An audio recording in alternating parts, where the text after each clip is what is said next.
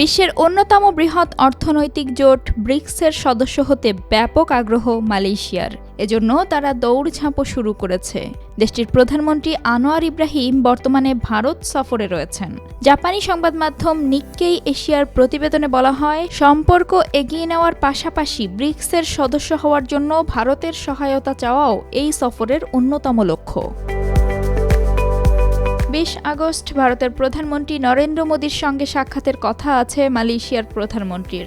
Brazil, Russia, Bharat ও চীনের যৌথ উদ্যোগে গঠিত অর্থনৈতিক জোট ব্রিক্সের সদস্য হতে ভারতের সহায়তা চাওয়ার বিষয়টিও এই বৈঠকে আলোচনা হতে পারে বলে জানা গেছে।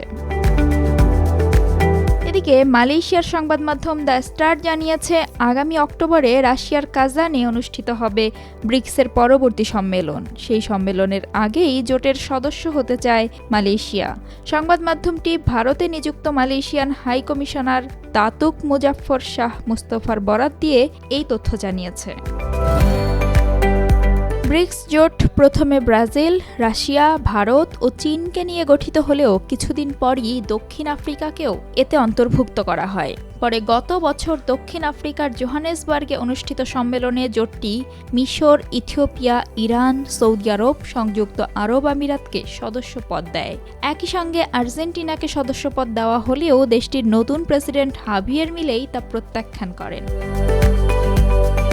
মালয়েশিয়ার থিঙ্ক ট্যাঙ্ক বাইত আল আমানাহের পররাষ্ট্র বিষয়ক প্রধান ফিকরি আব্দুল রহমান নিক্কেই এশিয়াকে বলেছেন, ব্রিক্সে যোগদানের আবেদন মালয়েশিয়ার আরও সমমনা অংশীদারদের অন্তর্ভুক্ত করার মাধ্যমে তার বহুমুখিতাকে বৈচিত্র্যময় করার কৌশলকেই তুলে ধরে এবং সেই অংশীদারত্বকে বৈচিত্র্যময় করে তুলবে। এই দেশগুলোর সঙ্গে বাণিজ্যিক সম্পর্ক ডি-ডলারাইজেশনের জন্য মালয়েশিয়ার যে লক্ষ্য, তার জন্য কৌশলগতভাবে উপকারী।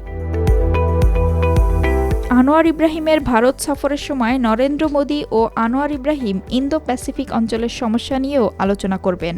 এছাড়া পূর্ব এশিয়ার দেশগুলোর জোট আসিয়ানের সঙ্গে ভারতের সহযোগিতা নিয়েও আলোচনা হতে পারে, কারণ মালয়েশিয়া ২০২৫ সালে association of south east Asian Nations বা এশিয়ানের চেয়ারম্যানের দায়িত্ব গ্রহণ করবে।